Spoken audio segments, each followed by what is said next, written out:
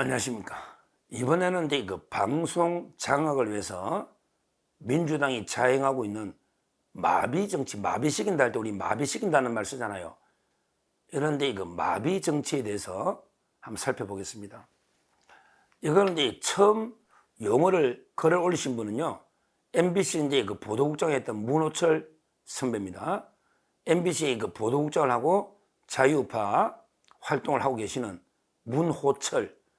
그 MBC 제3노조가 있잖아요. 그 오정환 위원장, 그것도 서울법대 선배고, 그 다음에 그 문호철 서울법대 선배인데, 두 분이 그 보도국장과 본부장 했는데, MBC가 정상화되면 사장으로 이제 유력하게 거론되는 이런 분이죠. 문호철. 이분이 그 페이스북에 올린 글인데요. 상당히 그 와닿기 때문에 제가 이제 그 좀 상세하게 설명을 보태서 그 민주당의 그 마비 정치, 마비시킨다 할 때 우리 사지를 마비시킨다 할 때 마비 정치에 대해서 한번 보겠습니다. 지금 방송과 관련해서 중요한 기관들이 몇 개 있는데요. 이걸 이제 전부 다 민주당이 그 추천을 안 해가지고 기능을 멈추게 이런 걸 마비시킨다 그러는 거예요. 마비시킨다. 방송 장악을 위해서. 아니 그냥 국가기관의 활동을 이렇게 중단시켜 버리는 거죠. 세 가지 예를 한번 들어보겠습니다. 세 가지.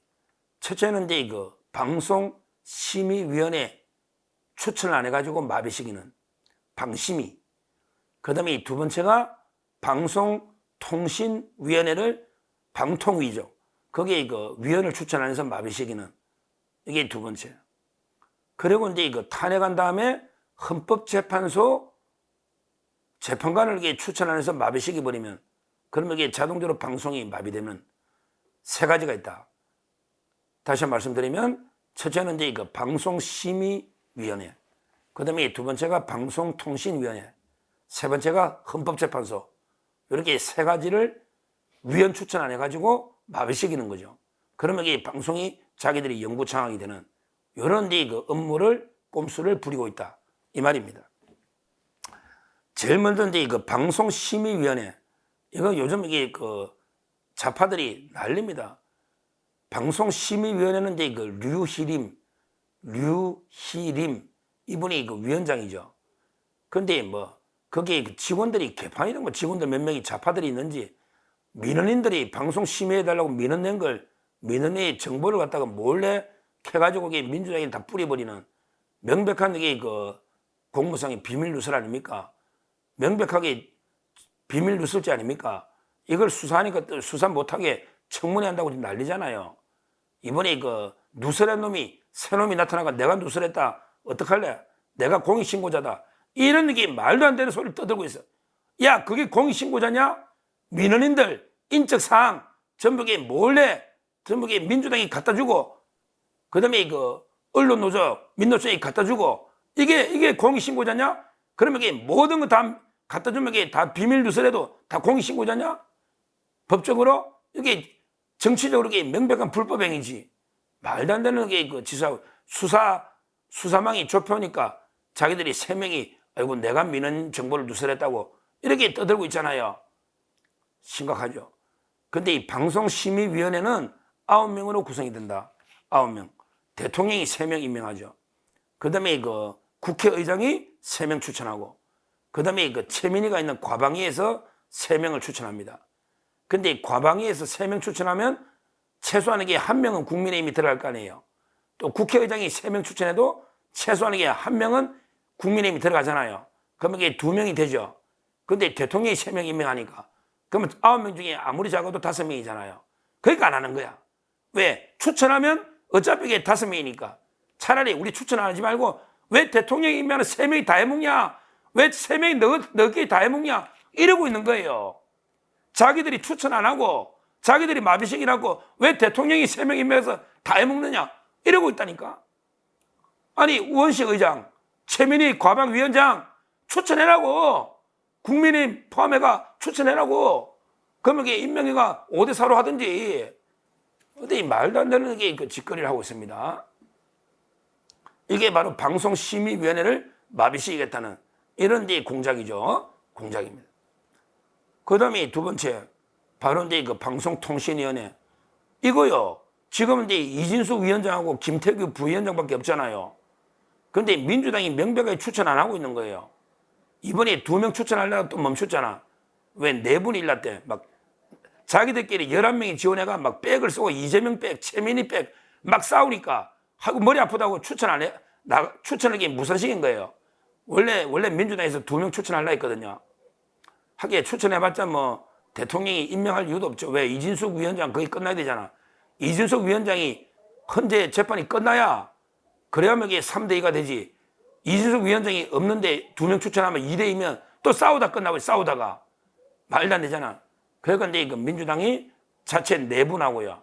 그 다음에 대통령이 임명 안 할 것 같으니까 지금 이게 그 방송통신위원 임명 절차가 중단이 되어 있습니다. 민주당이.